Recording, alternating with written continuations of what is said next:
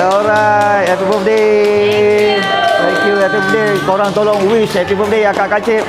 Terima kasih pada Abang Panda. Happy birthday to Akak Kacip. Happy birthday, happy birthday, happy birthday to you. Baik, so ini diorang makan tak habis ya.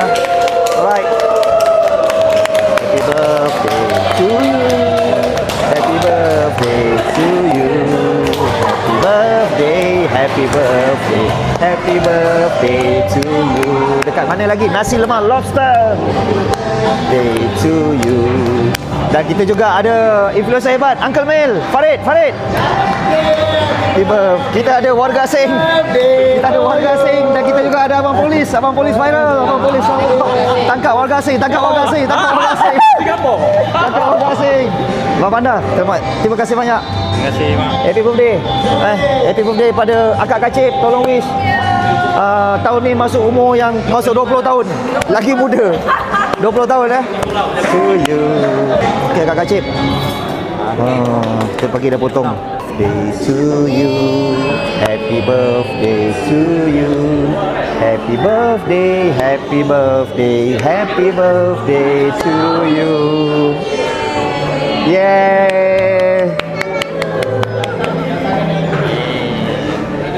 Okey bang, terima kasih bang. Alright.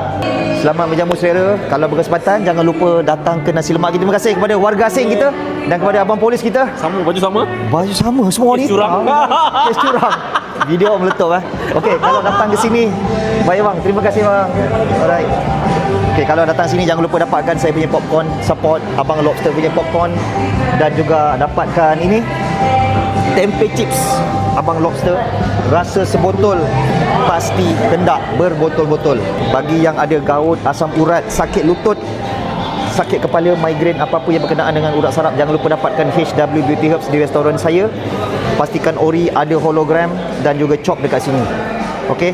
So, dan ramai-ramai komen wish happy birthday kepada Akak Kacip. Happy birthday. Jumpa lagi. Bye bye.